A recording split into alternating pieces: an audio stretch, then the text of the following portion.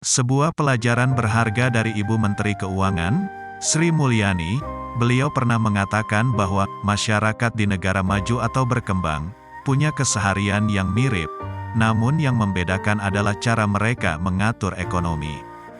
Kenapa orang di negara maju bisa kerja lebih santai, tapi lebih makmur, sedangkan orang di negara berkembang bekerja lebih keras tapi hasilnya lebih sedikit? Orang di negara maju memastikan bahwa seluruh aset yang mereka miliki bekerja keras untuk mereka, alias tidak ada aset yang nganggur. Itulah kenapa mereka bisa menghasilkan banyak dengan waktu kerja yang lebih santai. Sedangkan orang di negara berkembang terus bekerja keras, namun aset-asetnya banyak yang tidur, alias tidak digunakan. Itulah kenapa, meski kerja lebih keras, tapi hasilnya lebih sedikit. Pada video kali ini, saya akan merangkum dan mengulas sebuah buku yang cukup fenomenal, dan merupakan kisah inspiratif dari penulisnya yang berjudul Rich Dad, Poor Dad.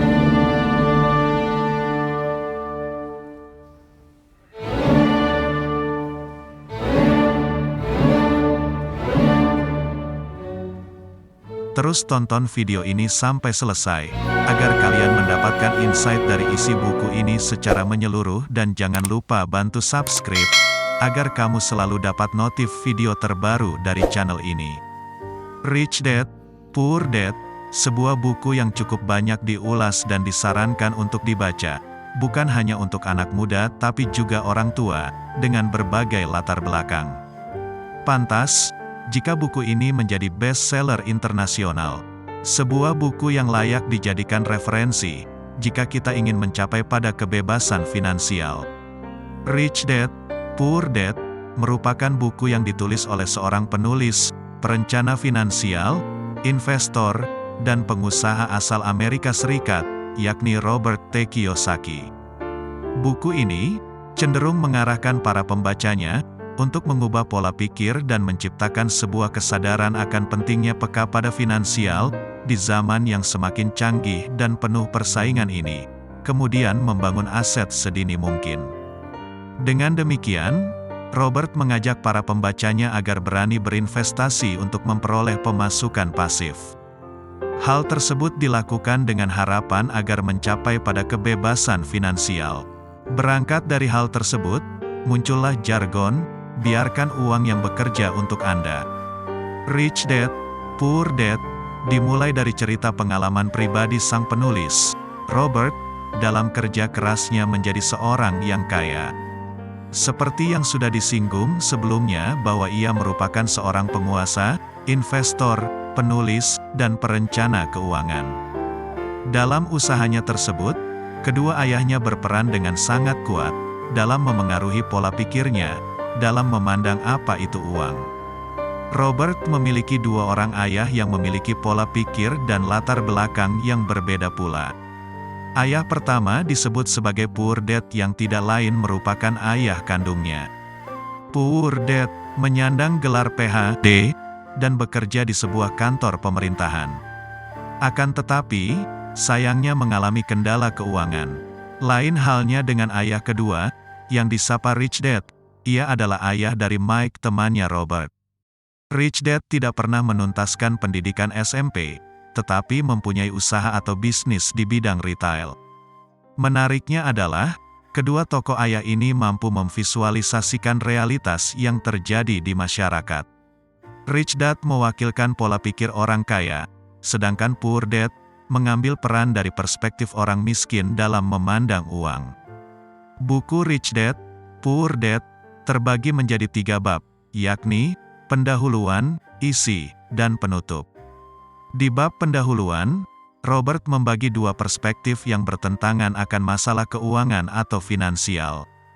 Ia menggambarkan ayah Mike, yang bekerja sebagai seorang pengusaha, menjadi Rich Dad, sementara ayahnya yang cerdas, dianggap sebagai Poor Dad.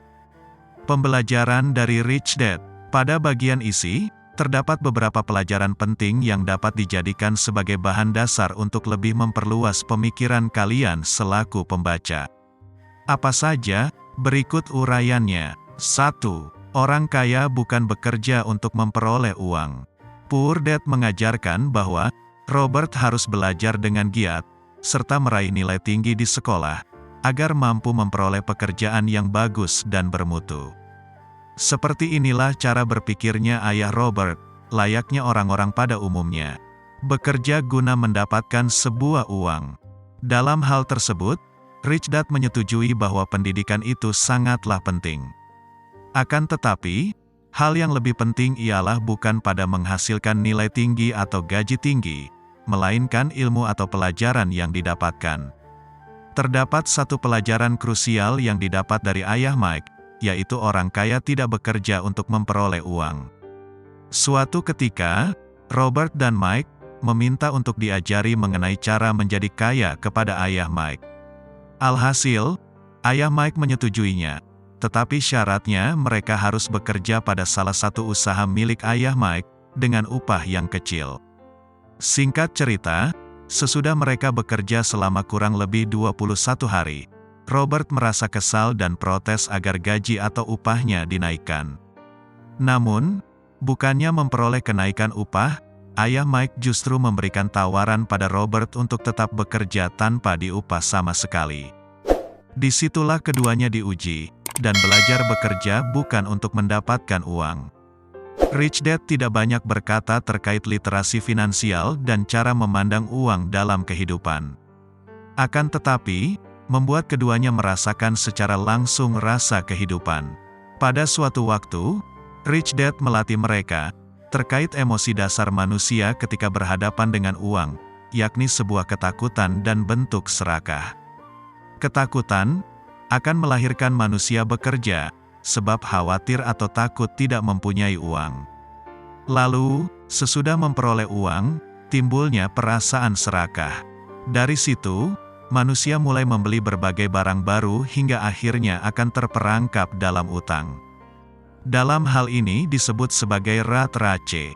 Mereka yang hendak menjadi orang kaya perlu menggunakan dan mengasah pola pikirnya, untuk dapat mengendalikan kedua emosi tersebut.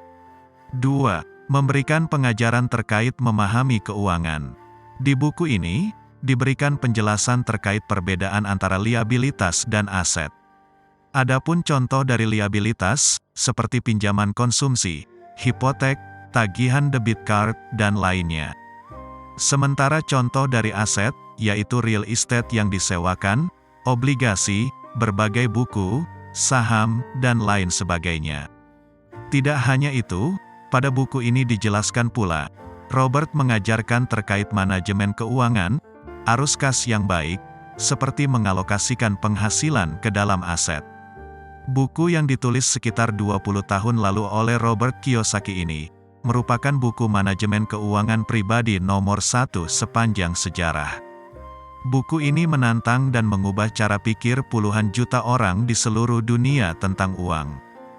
Dengan perspektifnya tentang uang dan investasi, yang kerap bertentangan dengan pendapat umum, Robert mendapatkan reputasi internasional, karena berbicara secara blak-blakan dan berani, serta menjadi penasihat tentang pendidikan keuangan, yang sangat berdedikasi dan lantang menyampaikan pendapat. Makna mendalam pada buku Rich Dad Poor Dad. Robert Kiyosaki mengajarkan kepada pembacanya untuk melatih anak cucunya kelak, bahkan untuk dirinya sendiri, agar cerdas dalam mengelola persoalan finansial. Kemudian, Robert juga menggarisbawahi bahwa orang kaya tidak bekerja hanya untuk uang, melainkan uang yang akan bekerja untuknya. Kerap kali kita sebagai manusia, dengan segala kekurangan dan kebutuhan yang tidak ada batasnya ini, memilih untuk membatasi kecakapan otak dalam berpikir. Hal yang dilakukan oleh manusia itu justru memikirkan bagaimana caranya mendapatkan uang yang banyak, bukan memikirkan bagaimana agar memiliki banyak uang, yang mampu bekerja untuk diri kita masing-masing. Dengan kondisi secara umum yang semakin tak menentu, memang sudah sewajarnya untuk peka akan finansial. Sebenarnya, bukan hanya peka, melainkan mampu memahami pokok-pokok dan membedakan antara aset dengan liabilitas. Dalam hal tersebut, Robert memaknai aset sebagai hal yang memasukkan uang ke dalam kantong. Intinya, aset bukanlah sekadar harta atau berbagai barang berharga. Akan tetapi, bagaimana hal tersebut mampu memberikan tambahan pemasukan untuk dirinya. Lalu, liabilitas kebalikan dari aset, yaitu sebagai hal yang mengeluarkan uang dari kantong atau saku. Barangkali penjelasan tersebut lebih terkesan sederhana, sehingga mudah dipahami dengan baik. Bila dibandingkan dengan pengertian atau hakikat aset liabilitas, yang pernah kalian baca melalui berbagai buku akuntansi. Selain itu, Robert Kiyosaki, melalui bukunya ini pun mengajak pembacanya untuk mencoba berbisnis atau usaha sendiri. Setelah itu, usaha ataupun bisnis yang dibuatnya itu perlu dijalankan dengan ikhlas, dan sepenuh hati, jangan hanya dijadikan sebagai usaha sampingan. Ia menyarankan pula para pembacanya, untuk mencoba memulai sebuah investasi. Menariknya, Robert memberikan sebuah motivasi pada para pembacanya dengan sangat bebas. Ia tidak memaksakan harus sesuai pilihannya. Kemudian, secara tidak langsung, Robert mendorong pembacanya agar berpikir dan berinvestasi, yang sekiranya tepat dan pas untuk dikerjakan. Saran yang diberikan oleh Robert, yaitu, pilihlah investasi sesuai dengan ranah yang kita sukai. Misalnya, apabila seseorang gemar menulis, orang tersebut dapat menginvestasikan kegemarannya itu ke bidang perbukuan atau kepenulisan. Dalam hal itu, tidak melulu investasi keuangan, tetapi ilmu dan pengetahuan pula. Apa yang diajarkan orang kaya kepada anak-anak mereka tentang uang? Untuk siapa buku ini? 1. Orang yang ingin menjadi kaya dengan cara yang tak biasa. 2. Orang tua yang ingin mengajarkan anaknya untuk menjadi kaya. 3. Orang yang ingin membuka usaha sendiri untuk meraih kebebasan finansial. Apa yang dibahas buku ini? Hal-hal menarik yang akan Anda pelajari antara lain, bagaimana membuat uang bekerja untuk Anda, dan bukan sebaliknya, apa yang dimaksud dengan melek keuangan, kenapa uang harus dinomor duakan setelah belajar, apa rintangan-rintangan yang lazim ditemui seseorang untuk menjadi kaya, dan bagaimana memantapkan diri untuk segera memulai perjalanan menjadi orang kaya. Untuk menjadi kaya, biarkan uang bekerja untuk Anda. Buku ini mengajarkan bahwa Anda harus bisa mempekerjakan uang yang Anda miliki. Selama ini, Anda hanya diperdaya oleh uang, dan uang menjadi tujuan utama Anda dalam bekerja. Namun, setelah uang didapatkan, manusia belum dapat memberdayakan uang itu dengan tepat. Maksudnya, sebanyak apapun uang yang diperoleh, akan habis begitu saja, tanpa ada yang dapat dikerjakan uang itu untuk Anda. Menurut Kiyosaki, ini masih merupakan pola hidup orang miskin. Pola hidup orang kaya ditunjukkan lewat kemampuan untuk mempekerjakan uang sehingga bisa mendapatkan uang yang lebih banyak lagi. Walaupun penghasilannya pas-pasan, tapi mereka mampu mempekerjakan uang yang mereka miliki. Mereka itulah yang termasuk orang kaya. Salah satu cara yang digunakan untuk mempekerjakan uang adalah dengan menginvestasikan uang itu, sehingga dapat memberikan lebih banyak uang untuk Anda. Sebagai contoh, saat mendapatkan penghasilan, orang miskin cenderung berpikir untuk segera berbelanja, demi memuaskan hasrat mereka atas barang-barang yang sedang digandrungi. Mereka menghabiskan uang mereka hanya untuk itu saja. Sementara itu, orang kaya berpikir untuk memperoleh penghasilan lebih dari yang telah diterimanya saat ini. Misalnya, penghasilan tersebut digunakan untuk menabung, membangun kontrakan, atau membuka usaha. Setelah itu, mereka baru menggunakannya untuk berbelanja. Melek keuangan itu penting, tapi masih belum banyak dipahami orang. Faktor utama yang melatar belakangi hal tersebut adalah karena melek keuangan tidak diajarkan di sekolah formal. Sistem pendidikan yang diterapkan saat ini, sebagian besar masih melatih orang untuk menjadi karyawan teladan, yang hanya bisa bekerja untuk uang. Hal ini masih merupakan cara pandang orang miskin. Selain itu, sistem sekolah juga tidak dapat memberi wawasan tentang prinsip-prinsip keuangan orang kaya dalam mengembangkan kekayaannya. Untuk menjadi kaya, Anda harus mengetahui pentingnya melek keuangan. Aturan dasarnya, Anda mesti dapat membedakan antara aset dan liabilitas. Kebanyakan orang bekerja mati-matian untuk uang, karena mereka tidak mengetahui perbedaan aset dan liabilitas. Selama ini, pandangan orang tentang aset dan liabilitas itu sama. Namun kenyataannya, kedua hal tersebut berbeda. Aset adalah segala sesuatu yang Anda miliki, dan dapat menghasilkan pemasukan bagi Anda. Sedangkan liabilitas adalah segala sesuatu yang Anda miliki dan menjadi sumber pengeluaran bagi Anda. Jadi, sebaiknya, Anda berusaha untuk semaksimal mungkin mengumpulkan aset, dan menekan seminimal mungkin liabilitas yang Anda miliki. Ada perbedaan antara orang kaya dan orang miskin dalam mengurus masalah keuangannya. Orang miskin menghabiskan gajinya untuk pengeluaran tetap, kebutuhan pokok, membayar kewajiban setiap bulan, dan biaya-biaya lain yang harus dikeluarkan karena kepemilikan liabilitas mereka. Di sisi lain, orang kaya memperoleh pendapatan dari bagi hasil, sewa royalti, dan laba. Itu adalah hasil dari aset yang mereka miliki. Otak kita bisa menjadi aset yang paling besar atau justru liabilitas yang paling besar. Robert T. Kiyosaki. Selanjutnya, untuk menjadi kaya, Anda harus memiliki pengetahuan tentang 4 bidang keahlian keuangan untuk menjalankan usaha korporasi dengan baik. Pertama adalah pengetahuan tentang akuntansi. Orang kaya harus mengetahui setiap arus uang masuk dan keluar secara mendetil, dan menguasai prinsip laporan keuangan perusahaan dengan baik.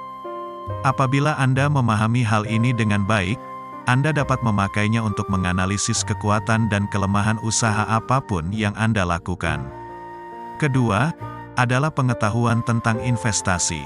Hal ini berhubungan dengan cara dan strategi yang Anda gunakan untuk mempekerjakan uang yang Anda miliki, untuk menghasilkan uang yang lebih banyak lagi. Pengetahuan ini akan terasah seiring dengan pengalaman Anda sendiri, dan juga dari kemauan untuk belajar dari pengalaman orang lain.